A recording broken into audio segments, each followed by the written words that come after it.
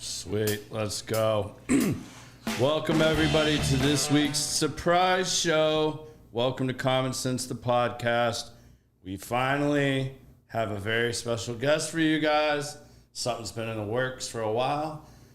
And you know, Biz, Friday is actually the show's anniversary. So as of Friday, we will officially be going on year 3 of doing the podcast.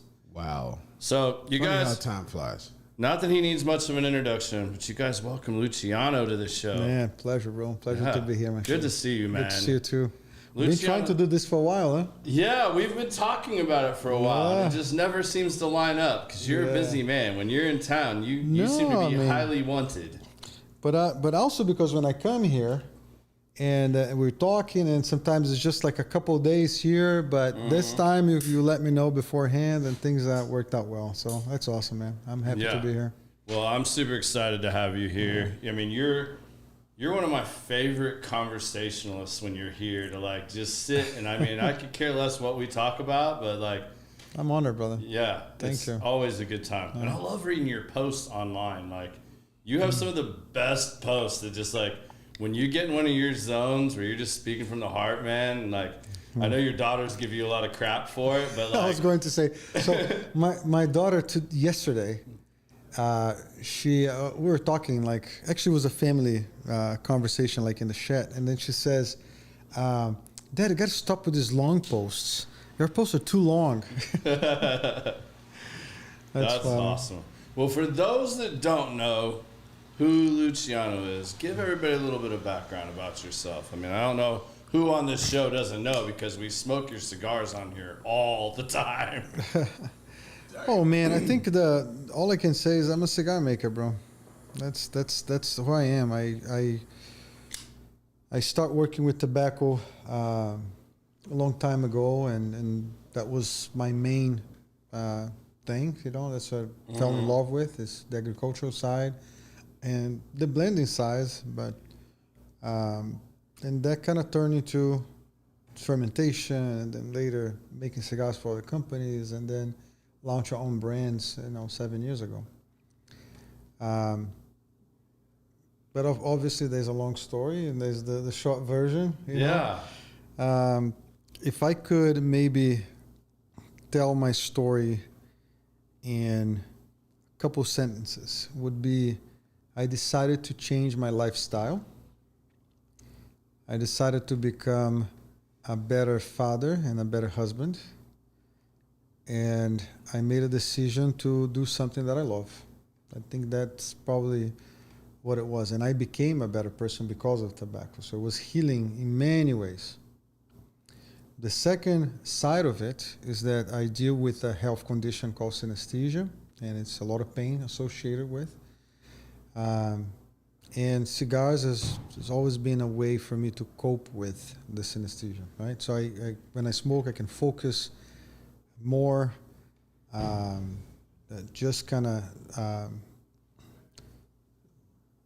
trying to explain to people what synesthesia is try to imagine that your senses are so affected by the fact that they're mixed. And so the way my brain interprets my senses, it's all kind of mixed up. Like sometimes the touch, what I'm feeling, can cause different sensations in my vision, or my what I'm smoking or I'm eating can affect how I see things, and it's very weird. But there's maybe 1% of good things, which is the ability to memorize flavors, the ability to memorize tones. So if I learn a song in a certain key, I'll never forget that key, or I'll never forget that the song is playing that key. And it was an issue when I was when my kids were younger, because I'll learn a song in a certain key, and then I'll see them singing in a different key, along the house, and that would drive me nuts. I'll have to kind of leave the room, or because I cannot be mad at them. Yeah, this is my issue.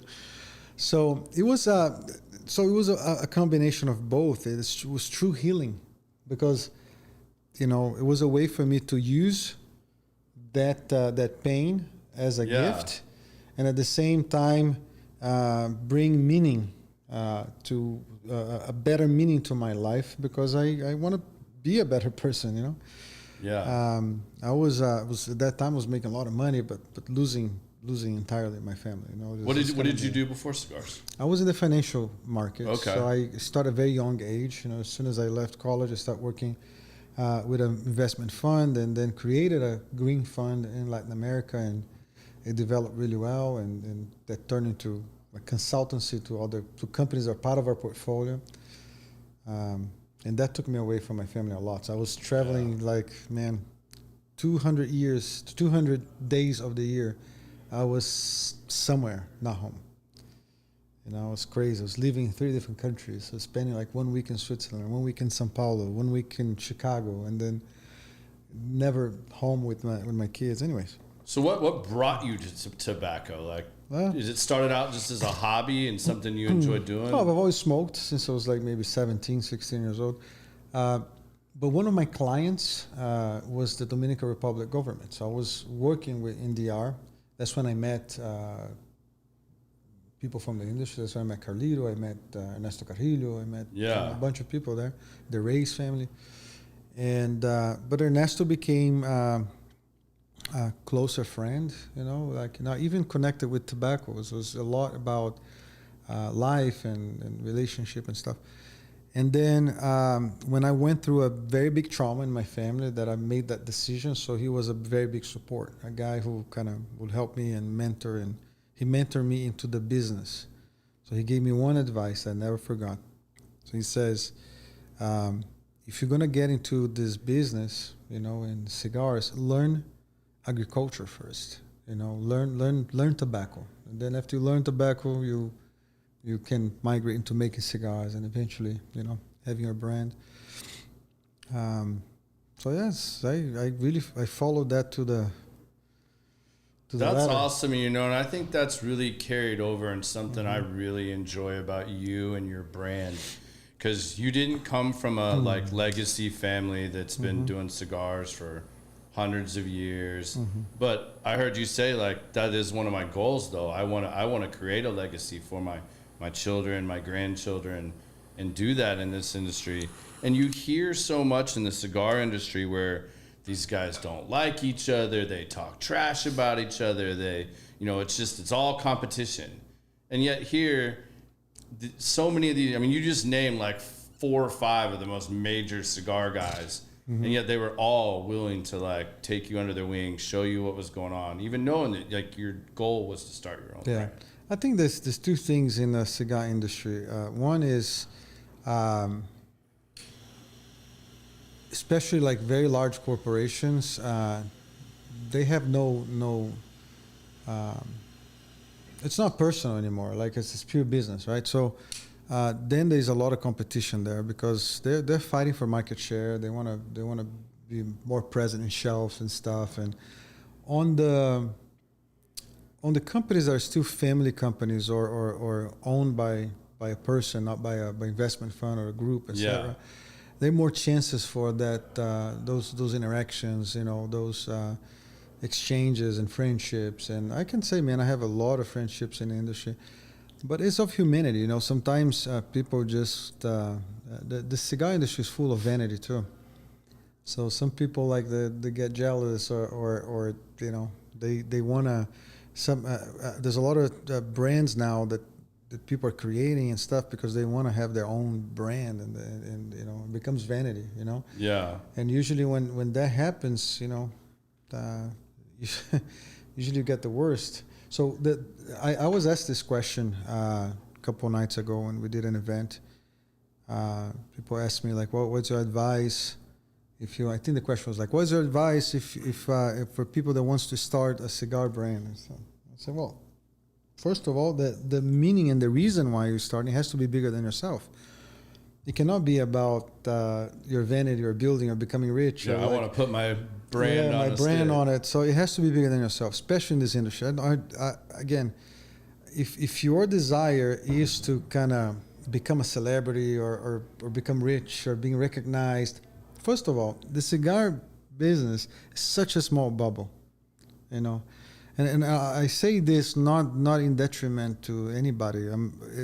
it is what it is. If I come here to industrial, everybody knows who I am. Yeah. If I get into an airplane, nobody has a clue of who I am because the percentage of cigar smokers is still less than, I don't know, 1.5% of the population. So like you can be whoever, you can be Carlito, you can be Rocky Patel, they're still not going to recognize you. Yeah. If you're on an airplane, 90% will not, or 99% will not. So it's a fantasy that people have of this idea that they'll become somehow special because they have a cigar brand. So again, unfortunately, this doesn't get to me, I guess. Is that part of the reason why you're so open to collaborating with guys and helping them out? Like, I mean, just to name a few, I mean, you've got Frankie with Foreign Affair. You've done, with DC and Jamon. You've done the Genesis. You put out the Panda. You got the Delay. Ron Harper, you recently did the Underrated. I mean, I hear guys talk about this all the time, whether we're in this lounge or another lounge. And, you hear the guys that want to start their own cigar brand, just like you're kind of alluding to there. And it's for different reasons and stuff. But even the ones that are really serious, most people would kind of just give them the cold shoulder and just be like, yeah, man, good luck. Here's my phone number if you want some advice or whatever. But you've been totally open and created some amazing sticks with these guys. Yeah, so you mentioned a few names, and I think I have different scenarios, like in each one of them. But if I consult my soul, I think there's something subliminal that happens with me, which is the fact that I actually don't have. I do have one of my daughters that is somehow involved, but I don't think she sees herself taking over and really building a family legacy. And I'm not worried about that. I think the legacy that I'm looking for, it's not the legacy connected with the brand. I think it's more like about the way we do things more than the brand. But what you're remembered as, maybe more? I don't even know if that is the case. I hope people remember me more than just tobacco and cigars. But I think it's more about my point is I feel like even subconsciously I am always trying to kind of find someone to mentor, and someone to so I can do things that people did for me, Yeah.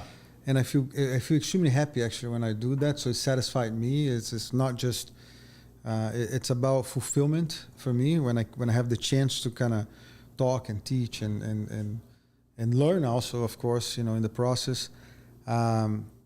But because of that, I made several mistakes, because you act with the heart, and then you make the assumption that the person you're working with has the same heart you have and has, his mindset. And I think it's some kind of a blind side for me.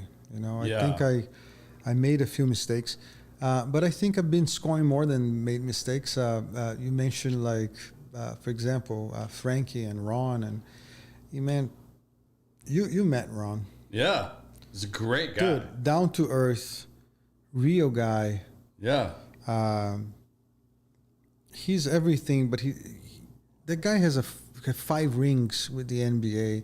I don't think you'd recognize him walking down the street, unless you were a Bulls fan. Exactly. The way he is today, and the way he just carries himself and everything, other than you see a really tall guy. Exactly. And listen, that's how he is. That's who he is. Yeah. He's very happy the way he is. And that was one of the reasons why we decided to work with him. Actually, the idea of the name Underrated came from him. But it was in a very humble way, because he is the most underrated player in the whole Absolutely. NBA. The guy has 5 rings, played with Michael Jordan, Scott Pippen, all this, Dennis Rodman, all these guys at the Bulls. When he arrives at the Bulls win 3 consecutive championships. He leaves the Bulls, he goes to Lakers, win 2 more. The guy is it's amazing, right? So he has all the stats and everything. But he was always a humble guy, He will never give interview He's always like behind the scenes. That's his personality. Yeah. So I love the idea of the underrated. So what we did, I told him, I said, hey, I'm not going to do any celebrity cigars, and I'm not going to fall into that trap again. So let's do this. I have an idea. The marketing of this cigar will be, we're going to launch this cigar, and we're not going to tell anybody that we're involved. Anybody. When we start seeing reorders and people see that cigar is really good and they want to reorder more, then we're going to reveal that, by the way, Ron Harper is a partner of this brand. And he accepted that in a minute. He didn't like, oh, I'm going to think about it. He said, no, I love it. That's how I want to do it. So we built a blend with actually probably some of the most expensive tobaccos and the most inexpensive cigar. So you have Connecticut broadleaf filler, you have HVA filler, HVA from Ecuador. So when we buy wrappers, Connecticut and Ecuadorian wrappers, Right. There's a lot of fillers that comes with. Either they're too thick to be a wrapper, or there's maybe one imperfection, the color is not right. So we start separating them. And then after years doing that, you get stuck with all those fillers, and we're not blending with them. And so I said, you know what, let's start intentionally try to blend with this and see what the outcome we get. And the outcome was the sweet and strong cigar without delivering spiciness, without delivering any harshness, clean in your palate. And then we decided to be generous, because I could charge $20 for that cigar in MSRP, but we decided to pass on, because that tobacco was already paid for. Basically, we used the wrappers and was sitting there. So let's make a good use of it and make it accessible cigar. We put a very nice wrapper though. So yeah, I like that. And I think what kind of sums this up is I heard you say one time, we are not what we do. Yeah. And I think that kind of carries across with all of that. Like, you're more than just, a cigar guy. You're a businessman, you're a family man, you're a friend. Mm-hmm. And I think you embody that more than most people I know. Mm. And one it's thing really I noticed though about awesome him, to watch. Your collaborations match you. So one thing is, because when the Maria Lucia came, I remember with PCA a couple years ago when we met, talked about it, filming, and I heard the story, I seen the drawing, all that. Mm-hmm. Every cigar has to have a story behind it. Your reason why, everything. And then I look at who you collaborate with. I'm very close with Jamon and all that. Mm-hmm. And if you look at the genesis, that was because of his mother. Mm-hmm. And you look at the story behind it. You just talk about underrated, the story, why it is. Like you said, for people that get into it for fortune and fame, for just the fluff, that's exactly what they're going to produce. But when you put something together that when you sit back and when you experience it, you don't smoke it, you experience it, there's always going to be a reason why I reach for a Gin 413. I reach for a Foreign Affair. This right here, like I smoked the underrated for the first time. I got it from Ron on Saturday. And I'm like, I ain't never smoked a cigar. Give me a cigar. As you was D'ing people up on the basketball court. We'll talk about that later. Anyway, I was like, man, I didn't know he had that in him. I know. He was crossing over people. But I noticed one thing. Your demeanor matches theirs. If you think about it, laid back, really chill, very grounded, about business, not over the top, but everything gets handled. He can do that to a whole room, though. Like, I've literally watched him walk into a room here. That my octave and my talking just went down. My voice was higher until he walked in the room. You guys are going too much smoke right now, so let's move on. I think just keep talking about the partnership aspect. So, and then we have like Frankie, this pure soul, like a guy who it's truly passionate about everything. Everything he does in our company. Humble, someone that you can trust. So again, that's some of these partnerships I'm being extremely happy with. And then you make some mistakes along the way, and I wish the best for people always. Again, I think the secret of a partnership is always it has to be productive for everybody. Sometimes it's not even a mistake. It's not meant to be. Sometimes you try some partnerships because you want to believe the best of yourself and whoever you're partnering with, and sometimes there's no chemistry. That's it. Sometimes it doesn't work. Well, sometimes, like in our case, when it comes to distribution, for example, like there was a time where we decided to go by ourselves, and so we distribute for Dalai, we distribute for ATL. Maybe there'll come a time where some of them will come to us and say, "Listen, we're thankful for all the help you did, and we want to distribute by ourselves." And I have to be ready for that and say, "That's good, man. I'm happy for you," you know. And actually, in both cases that I just mentioned, ATL and Dalai, we make the cigars. So I don't want to stop making, but if they decided to kind of maybe take their own way and distribute the product themselves and themselves telling their story, I'll be more than happy to, because it means like we win. It means like a company that was only present in Atlanta now has footprint throughout the nation, other countries and stuff, and we're able to serve them, and now they're growing. So that's exactly that kind of mentorship mindset that I was telling you. Yeah, that kind of excites me. So, but some people come and go. It's part of life. Yeah. How did being a sommelier also influence you in the cigar world? Like wine was always also my escape for the synesthesia stuff. They're very similar in the process when it comes to being a fermented product, soil, different seed strains and blending. They're very similar, but I never got into enology. I never got into blending wines. It's not my thing. I don't know how to.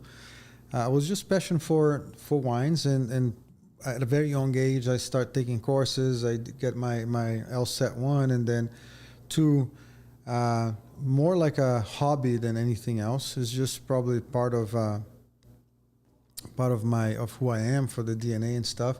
I think it helps when you study wine. You learn the school of wine. So the reasons why things pair and why, and you learn about acidity. You learn about how you create balance, or what a balanced wine should be in different types of grapes and taste profiles, different regions and stuff. That helps. I don't think it's like one of the main things, but it does help. Did music, you think, maybe play a bigger part? Because I know you're very passionate about music, and I've heard you tell a lot of stories, and I've even seen you playing the piano at events and stuff. Yeah, before. man, I fool people with my music because I never took any classes. It's just because it's easier for me to memorize tones and keys and stuff. So I play by ear a few things. I play a little bit of piano, a little bit of guitar, play drums. But you know what people say, jack of many trades, master of none. So I don't consider myself like a good musician, but it does influence a lot because usually on the blending aspect, there's always some kind of songs coming through my head, So yeah, because you're very poetic with everything you write and say. So I knew that had to be a big part of it when you're like breaking down these blends and doing stuff. Like, what's your go-to when you're trying to be really creative or to obtain a little bit of creativity, maybe even if you're not feeling super creative at the time? That's a good point. Yeah, because sometimes, there's 3 approaches in the development of a product, right? One sometimes is just because you stumble into something. Like I'm usually manipulating tobacco and smoking things and trying new things and putting 2-3 tobaccos together. Sometimes you just get into a product. Sometimes it's because there's a story. And usually, actually, they're too connected because even when you stumble into something, there's a story why you got to that point, and we like to tell that story, in the products we created. Fiat Lux, for example. So Fiat Lux was that kind of obsessive idea of how can I make a cigar that makes people salivate, so there'll be more transitions, etc. There was a journey, and then a journey of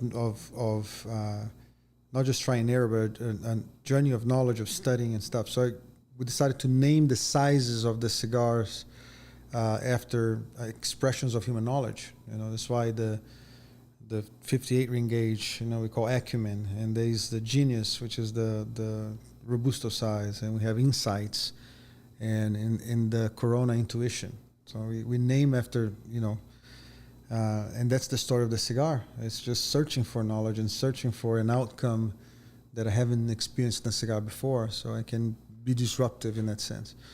And sometimes you commission too, and that's the toughest one. It's when a guy like Dalai comes to me and says, "Oh, I want to build something that has this kind of frequency, this taste profile, this characteristic, this strength, and that needs to express who we are and our story, in Germany." I'm like, fuck, man, how am I gonna, So then comes the challenge. So you have to try to kind of feel like that person and understand exactly what he wants. What is he talking about? What kind of taste profile is that? Yeah. What he means, and then comes conversations until I kind of understand a little bit, and then the journey begins. Sometimes that journey takes a while, like with Jay for definition. Like he came over to Nicaragua. It's a fun story. You probably heard that story because you were at the event the other night. Mm-hmm. Damn, this guy's a hell of a DJ, by the way. Yeah. So thank you very much. Thank you very much. He does. So, so I was with Jay on the stage, and he was telling the story about how we got to the blend. But the fun part of it is we just try different things. We've been working for the entire week. So Jay's is it's not like my blend. It's just Jay's. It's just four hands. So we do it together, and so we're doing something, and then we go to the farm in the morning. We're coming back. It's like almost 4:00, and we're smoking the samples in the car. And many people don't know this, but sometimes you have to force dry the blend because you want to see how it tastes right away. So you cannot. We don't want to wait for the blend to dry, and then we're gonna wait telling me about that on Saturday. 2 weeks. Yeah. So we force dry in different ways. We can talk about it later. But one of the ways is when it's hot, you just actually open a little bit of the window of the car, and if you park the car, just leave it there in the sun and it will dry.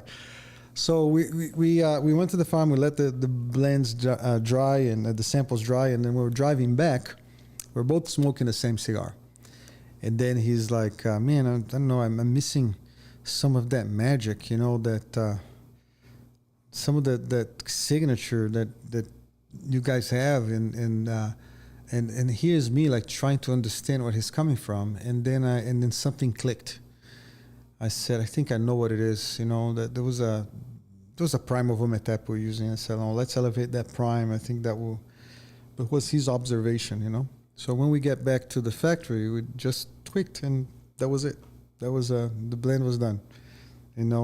Based on his insight of tweaking the blend and getting to the point where he wanted to get. So there's these three approaches. Sometimes you have to be commissioned and you have to deliver that because you have clients that are waiting for the blend. And what I try to do though, when people ask me what's the difference between your company and other companies, or it's hard to say because there's so many good cigars, so many good companies, there's so many good friends that make amazing cigars. So how can we stand out, right? One of our signatures is the fact that we don't have one cigar that tastes like the other in our portfolio. You can smoke a Fialux, you can smoke the Emergence that we're smoking from Peter James, you can smoke the Foreign Affair, you can smoke the Maria Lucia. They all taste completely different from each other.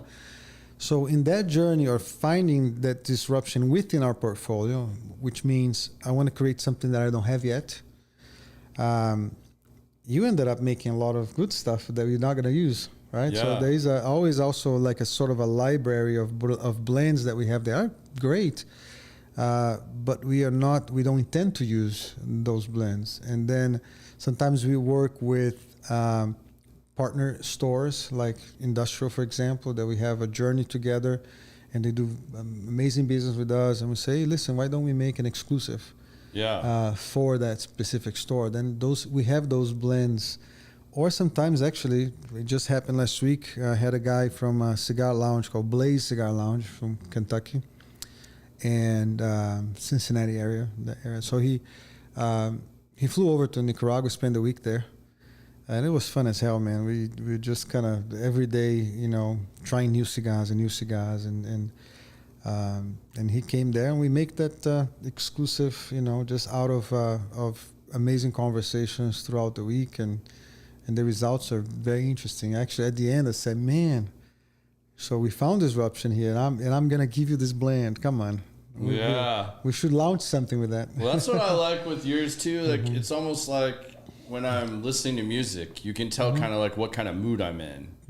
Like that. I listen to everything, but like it kind of sets my tone for the day. Or then I go to the gym and I'm listening to my gym music, and then afterwards I kind of take that down a notch and listen to something a little different.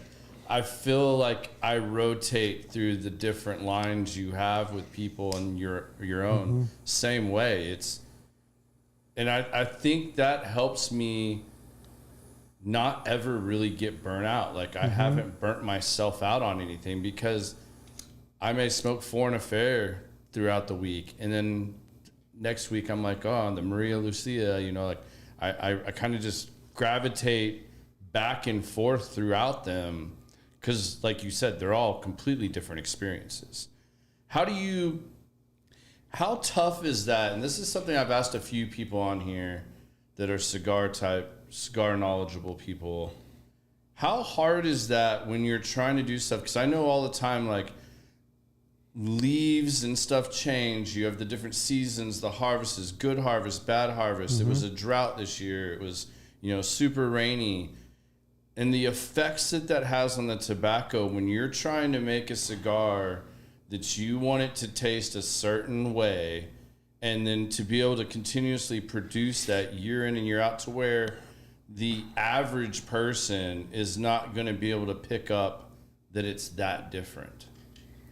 No, I think people do pick up. There's obviously some sort of some brands have some cult following, so they will smoke it no matter what, just because of the brand. But there's a lot of difference, and you're absolutely right. So the weather, the amount of sun that we have that year, if the soil is tired, if there's so many factors that actually contribute to the outcome of the tobacco, and the industry built a myth that I like to debunk. Which is like, in order for you to keep consistency, you need to use exactly the same tobaccos, the exact same primes from the exact same farm, which is not true. Actually, for you to keep consistency, you have to keep tweaking the blend, because you're right. Let's just, for starters, if I have a pilon of tobacco, or if I have even the tobacco in bales, and I have a very large amount of tobacco that I can produce 3 years of, 200,000 cigars every year of that same blend. That tobacco that's been sitting in the pilon or in the bale for 1 year, 1 year from now will taste different. There are yeasts working and fermenting the tobacco, even in cold fermentation, that change how the tobacco will taste. Some of the tobaccos, because of the seed strain and the soil, will ramp up in flavor and strength. Some will mellow down.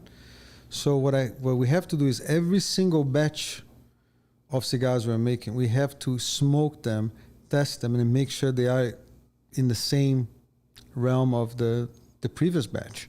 And if they are not, I'm going to have to alter proportions to make sure that delivers exactly that same flavor. So a company that keeps a good consistency, and you see that the cigars are always tasting the same, is because they're tweaking their blend every time they produce it. So it comes way more down to the master blender. It's the opposite. So the master blending, like people like to call, I don't like the word master, but the blending aspect comes from actually your ability to create consistency by making sure that the blend stays the same, tweaking the blend.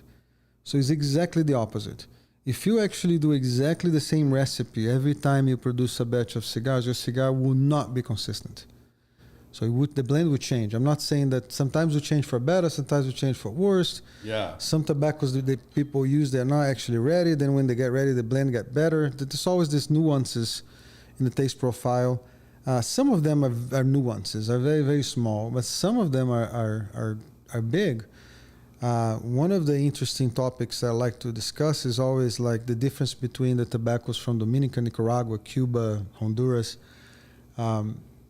like if you see the topology of Cuba, they're all in the same altitude, which means the soil is extremely similar everywhere. If it's Havana Volta Abajo, if it's Media Vuelta, the entire Pinar del Rio, which is the region of tobacco in Cuba, it's in the same altitude, which means the soil is an equalizer. So what makes the difference in the Cuban tobacco is the seed strain. So the different types of seed provide a different outcome of the tobacco and the fermentation. Okay. So those are what influences the taste profile. The soil influences, but it's an equalizer, so it's the same soil. So what makes the difference? The seed strain. If you go to Dominican, very similar. Dominican has different soils, but they are very similar. So what makes the difference is the seed strain. That's why you go to the Dominican farm, usually they are far from each other. They don't grow tobacco too close to each other because they want to avoid cross-pollination. Because the seed strain is more it's a more determined aspect of the taste profile of the blend that you're doing. That's why when you read reviews, you'll notice that when people refer to Dominican or Cuban tobacco, they say this is the seed, this is like Criollo 98, or this is Corojo 99, or this is Allure, this is Santo Espirito, or this is, HVA. So the seed strain is way more important. Now, when you go to Nicaragua, you noticed that reviewers of cigars, they refer to Nicaraguan tobacco by the region. They say this is from Condega, this is from Jalapa, this is from Esteli, this is Ometepe, this is Pueblo Nuevo, this is Somoto, this is Masatepe. So the region, the soil plays a way more important role in the taste profile than the seed. In fact, I can tell you that certain soils are so predominant, like Esteli and Ometepe, for example, that very few people will be able to taste it and differentiate the seed strain. That's how important the soil is. So we're talking about 5 different microclimates. So if you are like in a lake level, which is Masatepe and Ometepe, lake level, okay, it's below sea level. And the soil is yellowish, so there's a lot of sulfur because of the volcanoes. There's active volcanoes there ashing out, and the sulfur and iodine and sodium chloride and salt, it's in the soil very predominantly, and you can taste that, and it's very prominent. You go to Esteli, you're going 3,000 feet above sea level, so the mountains, they look smaller, and there's a lot of biomatter in the soil. So a lot of biomatter decomposed in the soil, not much minerals. Less minerals, more biomatter. And then you start going to Condega, 800 feet below, completely different soil.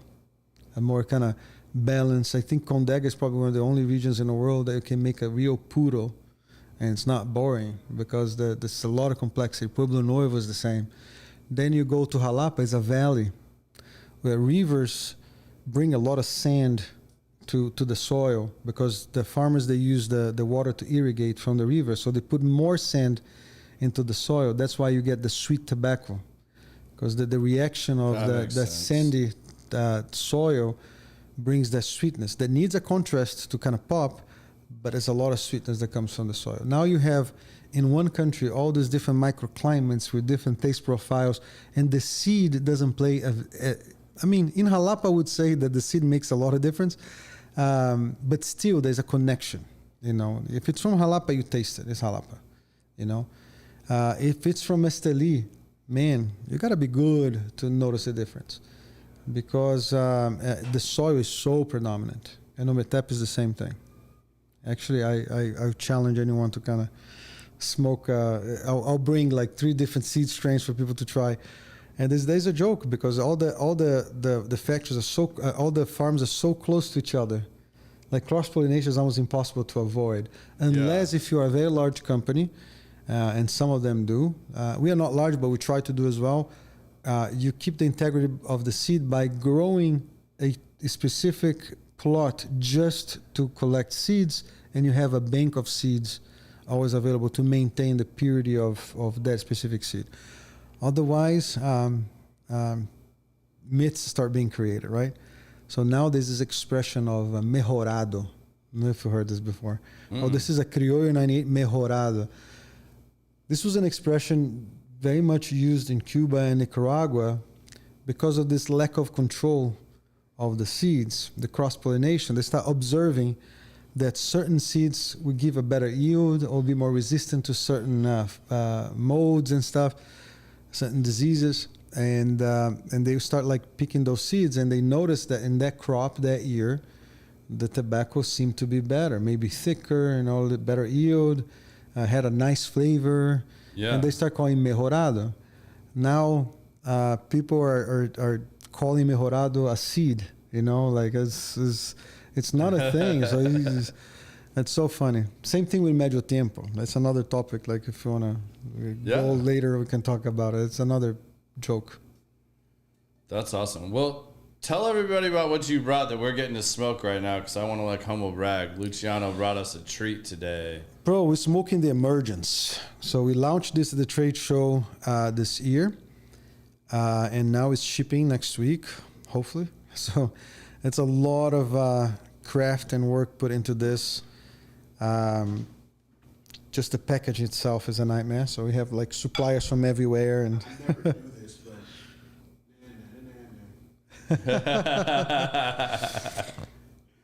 it is probably the most expensive cigar we ever put in the market. It's phenomenal. There's a reason why. So I know there's a lot of expensive cigars out there right now, but we're very proud of this. We can. I told this to John Lorendi. It's our partner on the company, and I told him, I said, I can only produce something like that if my reps can actually stand behind and say there's a reason why this costs what it costs. And there's a real story for us to tell. It cannot be bullshit marketing. It looks great. It's beautiful. I feel good in my hand. No, it has to taste like what it is, and has to cost us to make. So a lot of people think, oh, there's a huge margin. These guys are making a lot of money. There's very, very, probably the same margin I have in any other product here. But the cost to make this is very, very high. So we have one of the most expensive wrappers in this cigar. We picked every single one of the tobaccos for the cigar to its maturity. So what that means, over the years we studied that certain tobaccos, they reach their peak in strength and flavor, and they decline. And sometimes they stay in the plateau and then they start declining. So we pick every single tobacco we used, we picked in that peak. So everything is fermented to the blend, to the perfection of the blend, to the optimum performance. And we have tobaccos here that age for a very long time, and tobaccos that age for 3 years, 3.5 years. We have tobaccos that age for 1.5 years, because their peak, Jalapa is a good example. Yeah. Just like grapes, just like wine. That's another similarity too. Try to age a Pinot from Oregon in 4 or 5 years. It's going to taste like vinegar. You can't drink it. So it's a ready-to-drink wine. Any Pinot, actually, but especially from Oregon. So if you get any Malbec from Mendoza Valley, so you drink that max with 7 years. If you wait more than 7 years, you lose the wine. I mean, it becomes more and more flat. So there's nothing there. Now, if you age a Bordeaux, the grapes that blend a Bordeaux, they're meant to be aged. You can keep that sometimes for 100 years. There's still sugars coming out. There's still flavors coming out. Tobacco is exactly the same thing. That's when people come to you sometimes and say, I've been aging this cigar in my humidor for 5 years before I put it in the market. It's polemic what I'm going to say, but don't buy that cigar, because he has no control of it. So when we blend a cigar, it's ready to be smoked. The intention of the blend is right now. Because what will happen with the blend if you wait 5 years to smoke? It might become better for you. It's true. But if you have, like, for example, Jalapa, Esteli, and Allure, Jalapa, after 1.5 years, 2 years, will decline in strength and flavor and will taste like nothing. And the Esteli is going to ramp up. So now you have a predominant Esteli blend, and you might enjoy that. And it's fair. You're going to say, well, I love to age the cigars because it tastes more of the Esteli. But it's not the intention of the blender. So now you're changing that. So you're not actually experiencing the cigar how it's supposed to be experienced. Because you want to believe that the cigar tastes better after you age for a long time. So the aging room at the factory is way more to humidity equalization than actually to add any flavor, taste to it. There is a settling time that's necessary for the wrapper to dry, for the humidity to be the same. When fillers comes to the table to manufacture a cigar, they are dry. They come at 30% of humidity. Think of relative humidity. Yeah. Binders comes at 70%, and the wrapper comes at 100%. So now you have 3 different types of humidity in the cigar. You have to wait until that humidity is even. So then you can smoke the cigar. Then there's no issues with combustion. Then there's no aftertaste. Then there's no harshness because of the humidity. You don't wake up the next morning still tasting that same cigar. Exactly. So that's why it's important the cigar to sit, for maybe a month, 3 weeks minimum. So there's this humidity equalization that takes time to get there. But it's not because you're aging it. We age in the pilon. So when you bring the tobacco to build the cigar, that tobacco has been aged. And it should be ready to be rolled in a cigar and consumed. But some people like to collect, and I have some old cigars myself, and it's fine. But if you want to say the truth, Yeah, that's the truth. What about all the different building all the different rooms to age in with different woods and stuff like that? You hear some people talk a lot about that. What are your thoughts on that and how that affects I think it's anything? extremely pleasant. Like I remember opening some kind of old Cuban boxes that was when they used to make like everything cedar and stuff. So you open like you taste. It's a sensor. It's a more like a sensory experience, a sensory experience of kind of smelling and the cold draw and everything else. But to be fair, after you start combustion, all that goes away. So what you feel in your mouth and the wrapper, yes. I mean, you can sometimes like taste the cold draw, and you can taste. But as soon as you start combustion, usually the combustion takes away and becomes more predominant, and you experience more in your mouth, and then everything else kind of becomes a little more subtle until it disappears. But I think wood is good to keep cigars. So I like to have wood shelves and stuff because it helps like take away the humidity. It's easier to maintain humidity as well. That's what the wood is for. It's good for preserving, But yeah, people have like different types of wood to add flavors and to add. But it's more about your nose and actually truly your palate. What about changing with fermentation and like trying to balance that? Oh, that's very important, man. That plays a huge role because I can build hundreds of different types of blend using exactly the same tobaccos, even the same proportions, but at different fermentation levels. If I want to create more acidity, I'm not going to ferment that much. So, which is another myth, like strength and flavor and body. And so everybody perceives flavors differently, Sometimes I see like reviews and people saying, "Oh, I taste like a lot of cocoa notes and chocolate and stuff," and say, "Oh, that's very personal." Because maybe if someone has a different pH of your saliva, they'll change. They'll taste differently. Yeah. Just for starters, 50% of the population has a bacteria in their stomach called H. pylori. That's why people have a lot of reflux and acidity and heartburn and stuff. Usually that comes from that bacteria, and that changes the pH of your saliva. So usually your saliva is more acidic because of that. It's a reaction for the inflammation in your stomach. So then you will perceive strength different, and you're going to taste, all your cigars will taste different than someone that doesn't have that bacteria. Right. So just for starters, if you take any medication for chronic disease, let's say you're taking anti-inflammatory, or you're taking something for depression, or you're just taking a Tylenol, that changes how you perceive flavor. So the possibility of having 10 people in a room and all tasting the same notes, I'm talking about notes, I'm not talking about acidity, there's some common grounds that everybody can agree on. But most of the stuff that we read is extremely subjective. So if I perceive floralness at the beginning, you might be perceiving nuttiness just because of what you ate.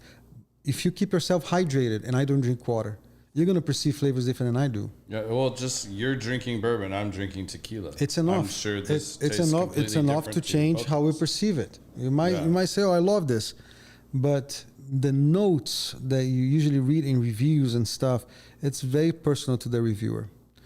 I like reviews that are objective when they can mention the notes, which is awesome. I think that helps people to connect. Oh, I feel the same thing. Because you might have the same way of perceiving flavor. I feel the exact same way about bourbon because I got really into the bourbon scene. And I've broken my nose so many times and had reconstructive surgery. Like, so my smell is not the same as yours. Are you a fighter or something? No, I just got in lots of fights as a kid, all the different places I lived. But I can't, like, you'd watch these guys, they'll sniff their bourbon and stuff like that, and they're picking out all these note stuff. I can't do that. Like, I can either smell it for sure or I can't at all. Now, as soon as it hits my tongue and I can taste the different on my palate, then I can pick out different things.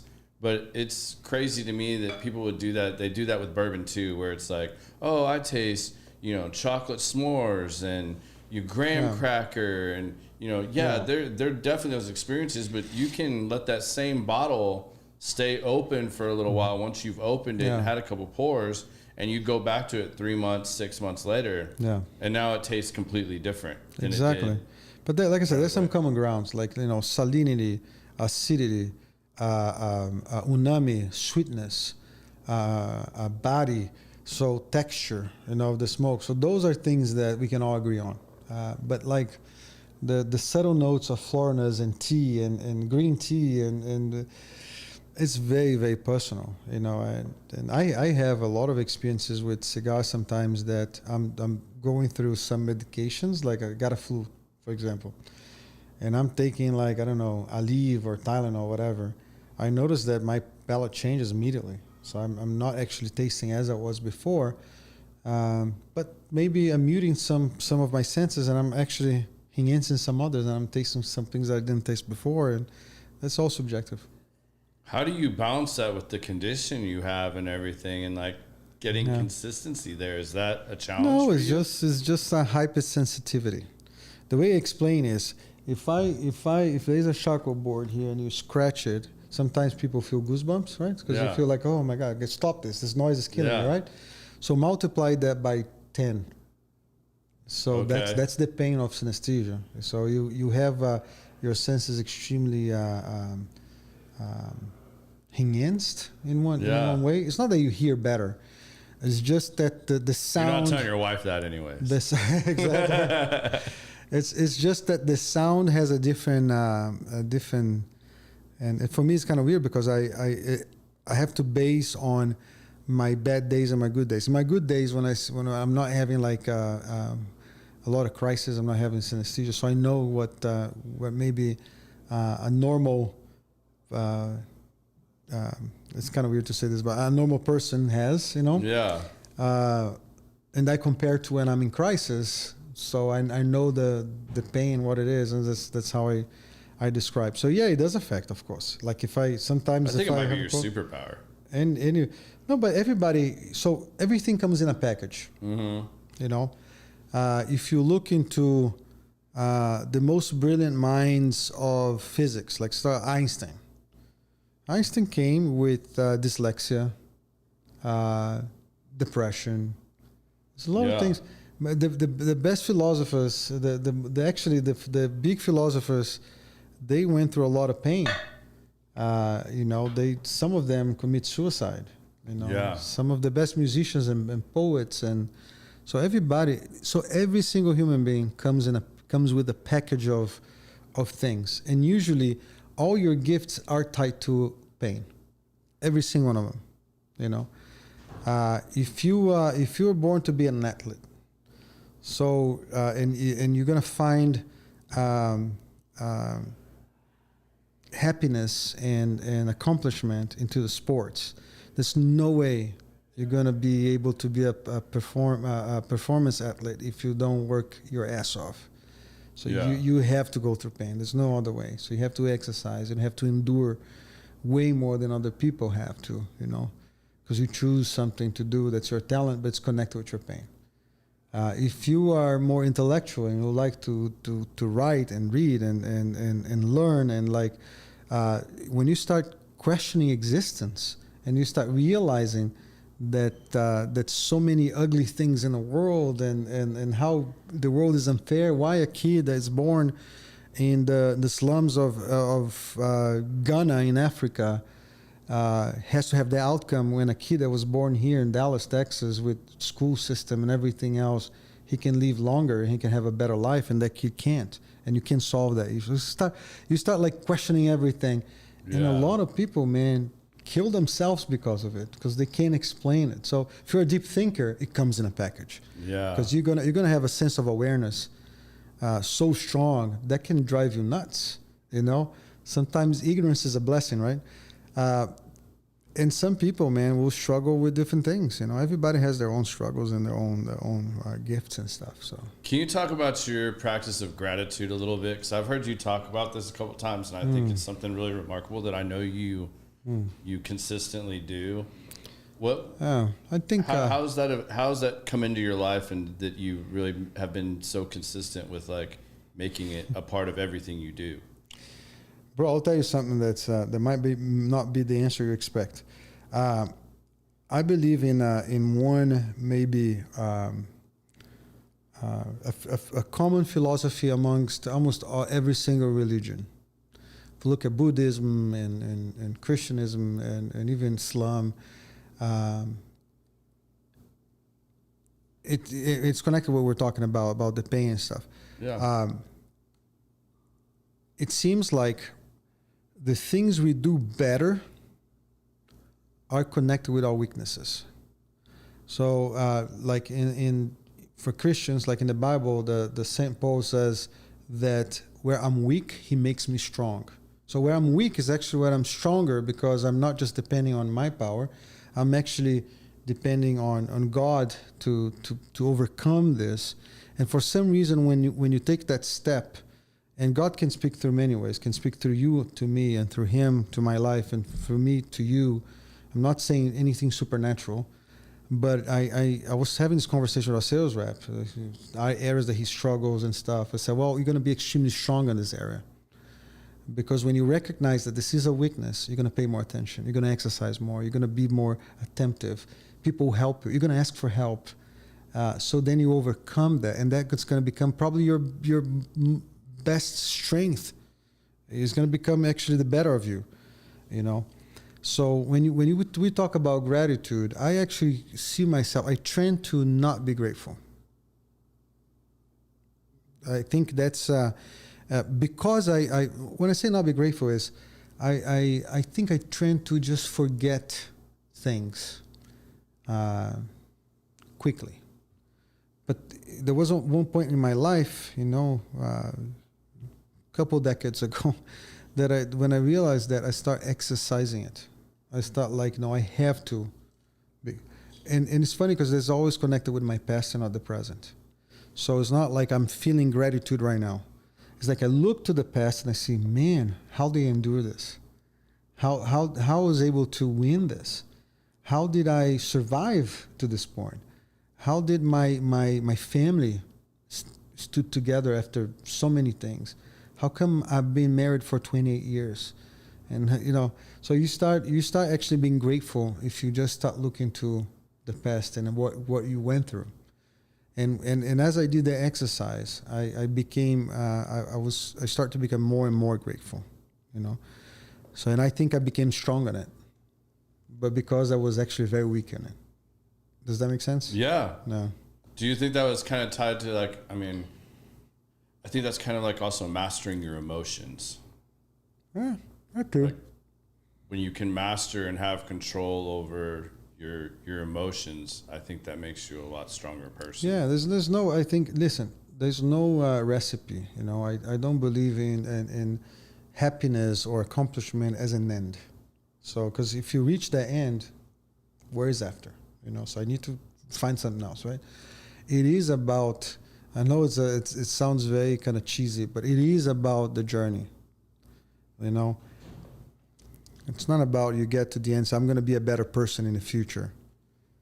It's about it's about like how can I be a better person now, and kind of, you know, groom my relationships, pay attention to the other. You know, you asked me about how I got into the industry. You know, I remember the days before I got to the industry, especially when you're dealing with the money and power and you tend to not see people.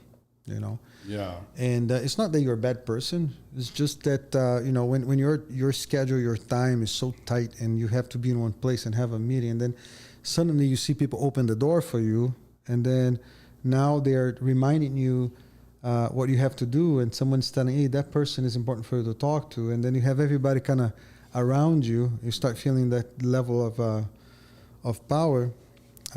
You start just becoming blind to people. So you're not saying hello anymore. You're not paying attention to someone who's opening the door for you. You're not paying attention to the story of people that are actually involved into the process. And so I always been asking God for decades to kind of never get to that point. You know, like really try to listen. The secret, in my opinion, for anyone's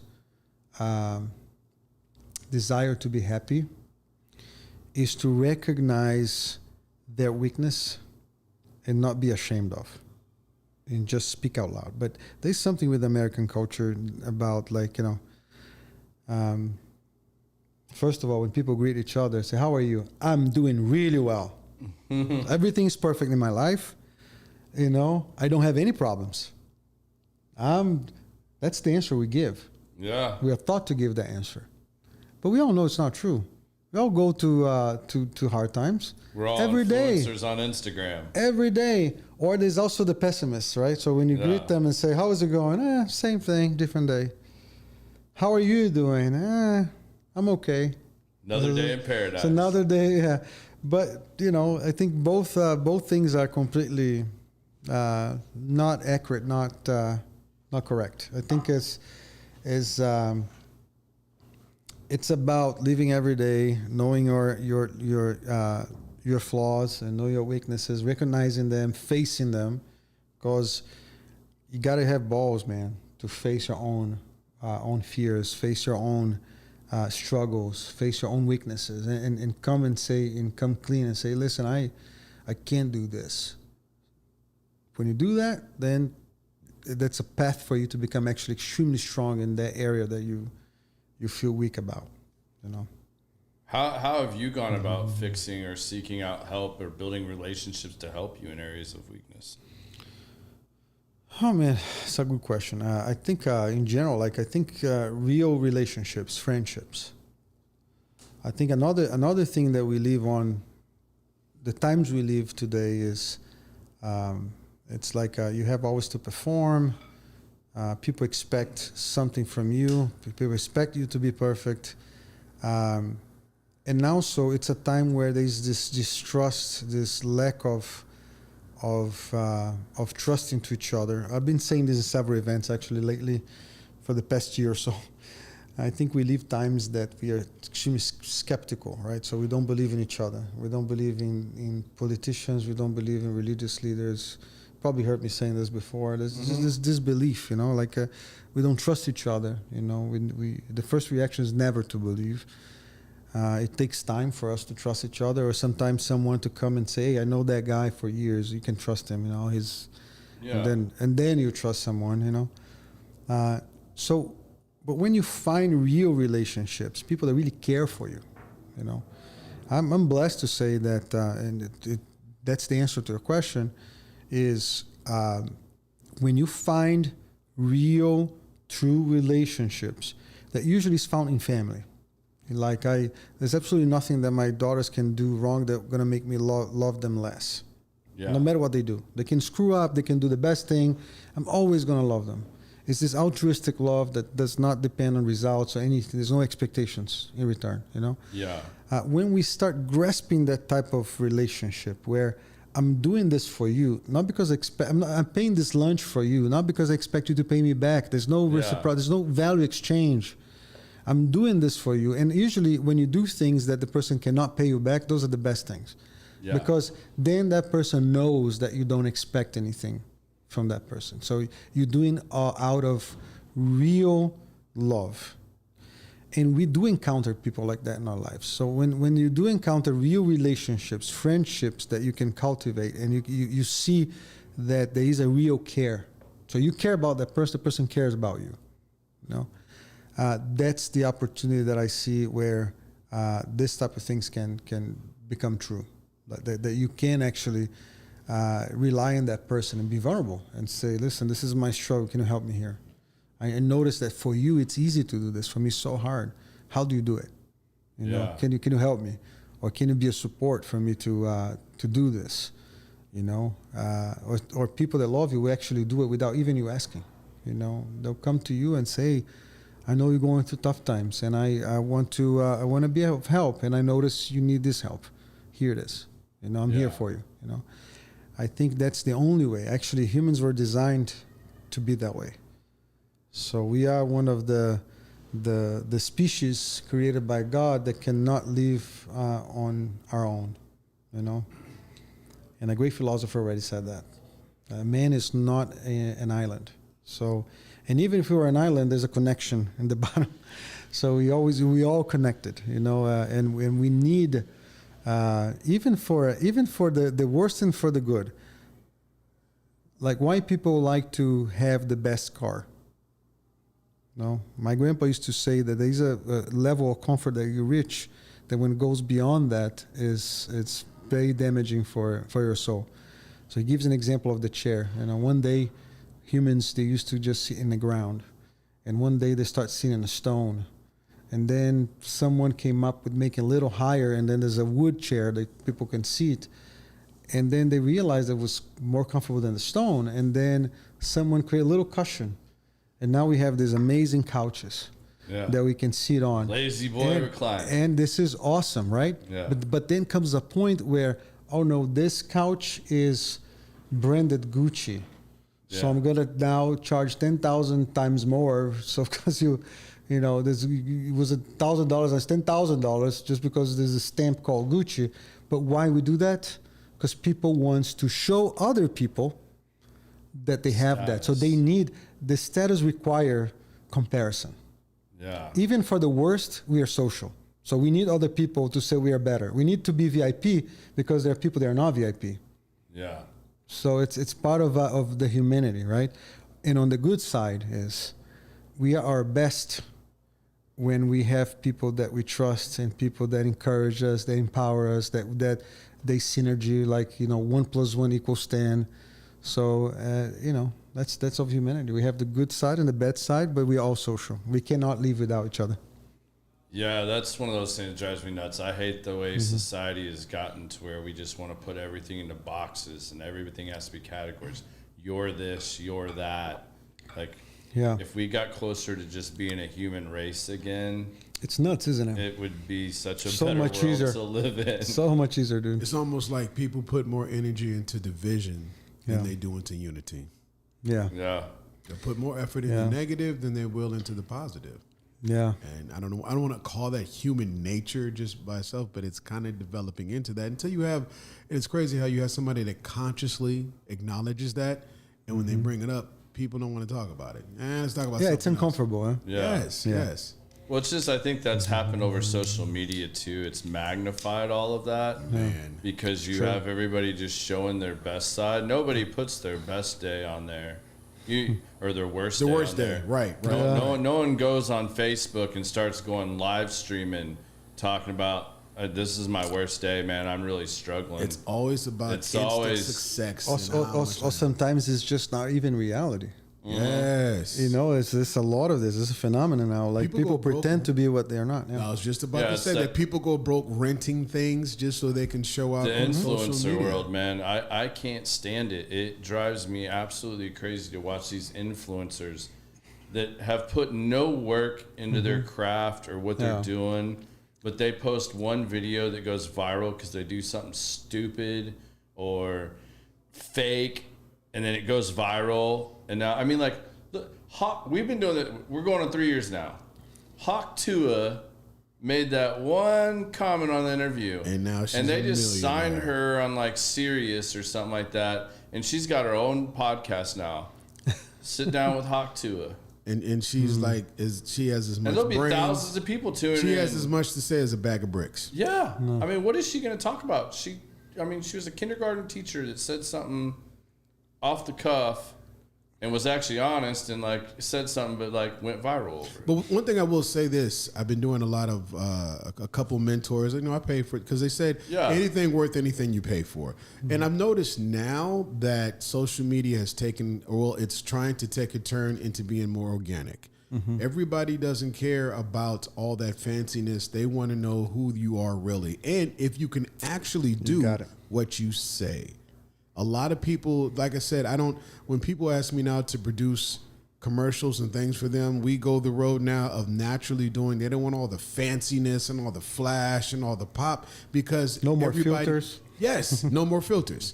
No. Everybody becomes a used car salesman at this point because nobody, as you said earlier, you have to build trust.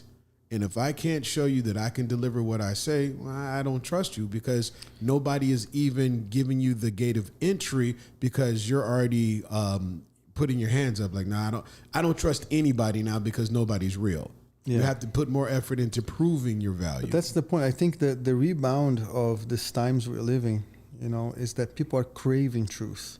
They're craving real things. That's why you see more and more people wanting the reality, the experience, no more like, fake stuff. No, because even reality shows are not real. It's a bunch of scripted mess. Well, and I think a lot of leaders that have been frustrated about this, and I mean like true leaders at whatever they do, are starting to step up and put that out there. And that's who I want to follow. And I mean, it's just like you said earlier, like, yeah, I've paid to go do some mentorships. One of the greatest things I did was sign myself up after I bombed a speaking engagement to go to Jason Redman's course and force myself to get on stage and speak in front of people and learn the process, learn how these guys that do this for a living, that get up and speak in front of mass amounts of people, how they craft their trade. And, granted, I'm not trying to be a motivational speaker or anything like that, but even when I have to go present for my company, my day job or anything, I now know what those guys would do in preparation so that I don't bomb my 2-minute speech or my 5-minute presentation. You become stronger. You become something strong. That you believe you're weak. Yeah. And I mean, that's why we're doing a show on Tuesday night and not Thursday night. I'm going to another thing that Redmond's doing with Bedros Keuilian. And it's somebody else that I've watched do things that I was like, all right, I want to go hear what this guy has to say. I want to learn from him because what he's putting out there and showing, like, that's something I want to learn because I know he's strong at things that I am not. I wish the world would adopt a cigar lounge mentality. The place where you can sit down with anyone, whether they're a millionaire or whether they work at McDonald's or it doesn't matter. You become even kill. Everybody's the same when you sit down and when you smoke something that's good and you find yourself getting in conversations, getting to know people. Like literally my entire friend base since I've moved to Dallas has been based on the cigar. Everybody I know, I only DJ cigar lounges. Most of the work I've gotten has been, matter of fact, all of the work I've gotten has been because of relationships from the cigar industry, cigar lounges. But it's just a point in fact, when you walk through those doors, the bullshit is left outside. I mean, yeah, there's some bullshit. There's some people, we get it. That's just characters. That's just personas. But for the most part, it gets back to the days to where you're shutting your computers off, you're putting your phones down, and it's back to the art of conversation. Yeah, it gives the opportunity to be better. Yes. Yeah, and this is a great equalizer. I like what I initially liked about cigars was I was quitting smoking cigarettes and dipping, and this was almost like meditation. When you select a cigar, you're agreeing to 45 minutes to 2 hours of sitting with yourself or someone else and enjoying a cigar. It's time to let your brain relax. You can think about whatever it is you're going through. You could sit and journal while you're doing it. I mean, whatever it is you want to do. You want to read a book. You want to have a conversation with somebody. or somebody's going to have a conversation with you. And it's just it's a time commitment.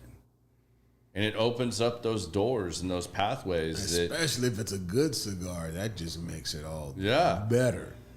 Even better, right? It just accentuates the positive. Yeah, absolutely. All day. I mean, I had to force myself. I kind of chilled out from smoking cigars and working because I chain smoke cigars because I'm editing and doing whatever all day. And now cigar for me is more of the reward if the work gets done.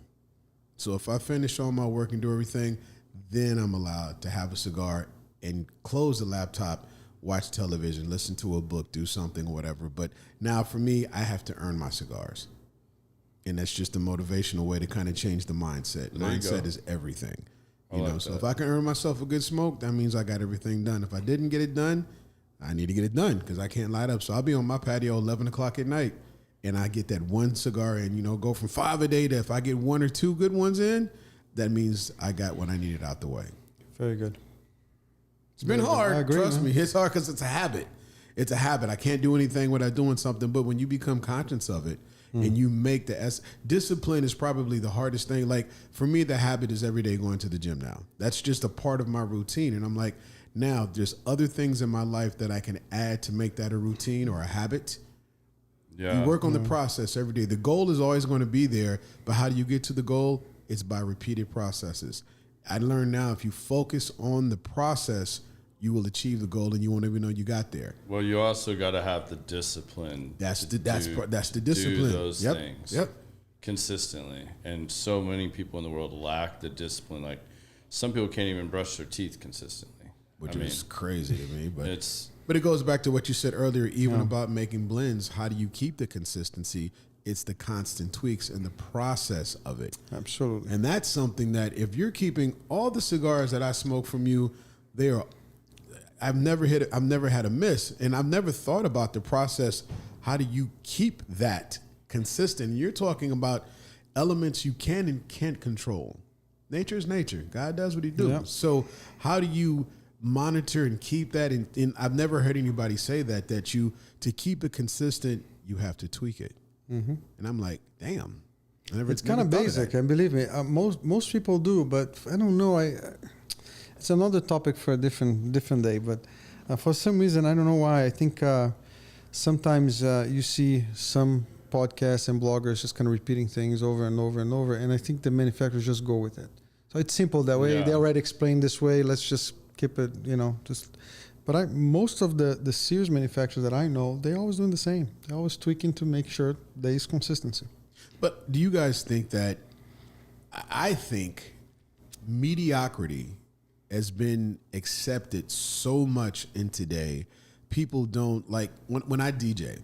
I try not to never go on and judge another DJ, but if I see somebody that opens up a laptop or brings out records and they just play from their playlist. I never have a playlist. I walk in, I look at the crowd in front of me, and I work the crowd. And the crowd is always different, so I always have to come different. Profiling people? No. I'm just saying, but kidding. But no, actually, but I'll say it in a heartbeat, and I'll give a DJ props when he does it. But mediocrity, man, you killed it.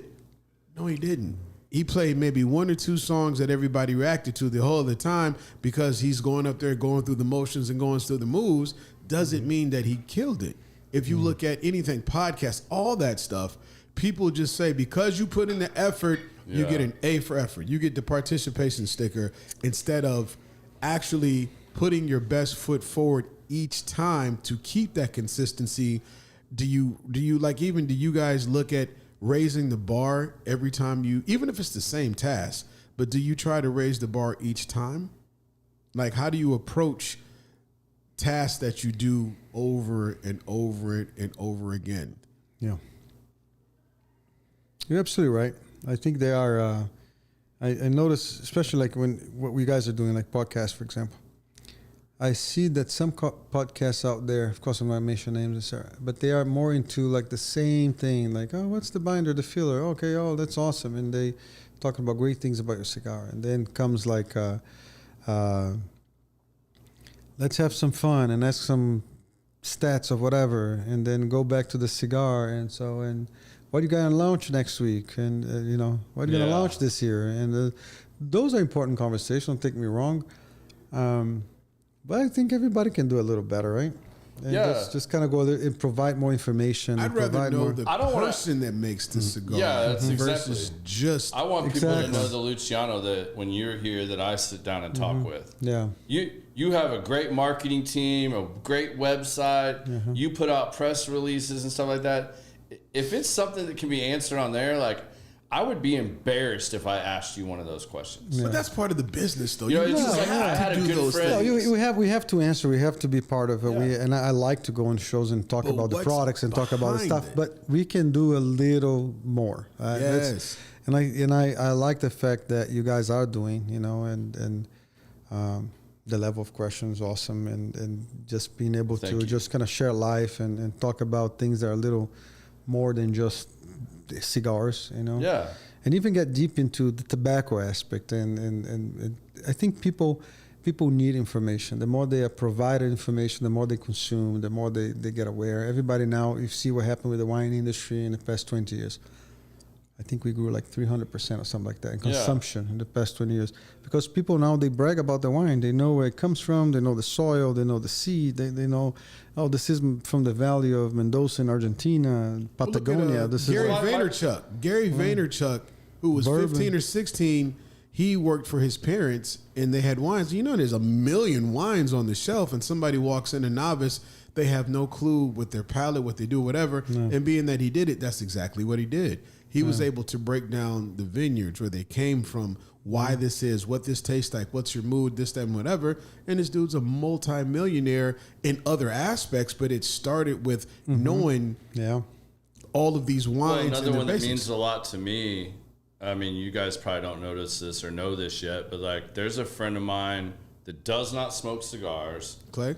Yep, Clay. He just look what he said. And he's talking here. He's like, man, this guy's making me want to try a cigar. Like, I want to learn more about this now. Like, I actually want to try this. Like, and he's not a cigar smoker. So just even somebody like that maybe hasn't been exposed to it, just getting to hear how much really goes into it and the passions behind it and the work that goes into it, like that, getting to hear those stories and how people relate to it and how they use it for different things, I think that matters way more than just, sitting here. I mean, I still can't tell you all the gauges, shapes, and size of it. I mean, that's like almost speaking another language to me. And I've been smoking stuff for a long time. Like, yeah, I mean, I have the basic ones down, but then you start breaking down wrappers and fillers and binders, and then break it down into the different regions that they all come from. We're all in different aspects of it. Seeds and soil. I mean, right, exactly.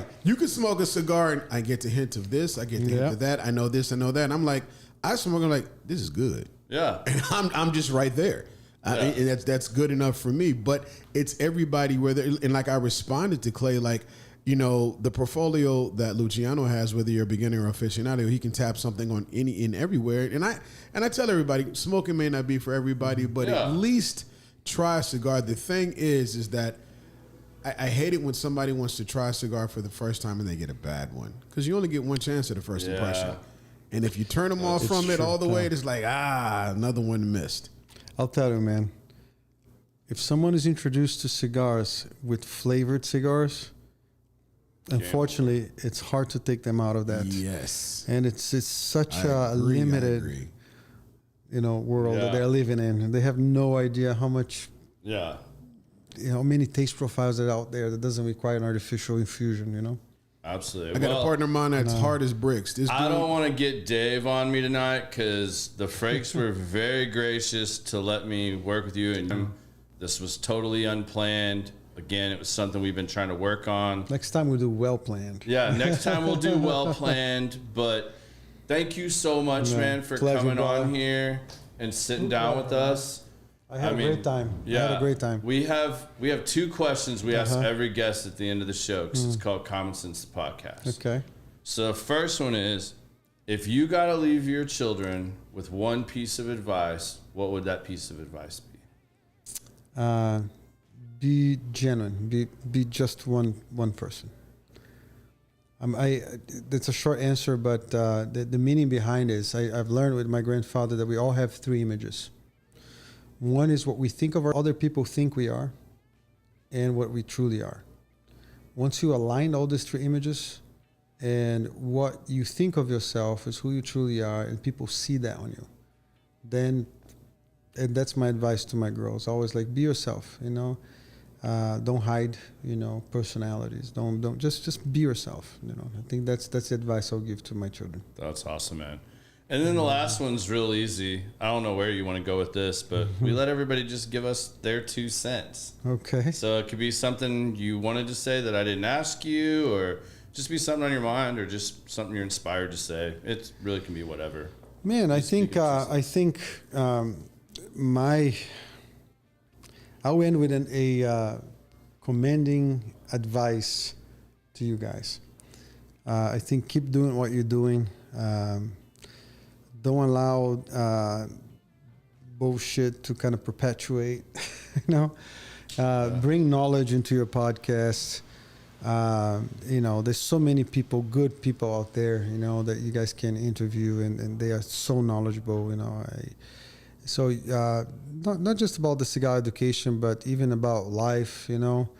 Like you see the Frakes family, man. Those guys, they know what they're doing, you know. So they're one of the things I'm doing, by the way, is to end.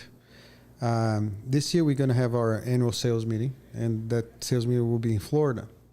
For the first time, I'm inviting a retailer to come and speak into our sales meeting, because I want our sales guys to hear the perspective, the impressions of a retailer, what they expect from a sales rep.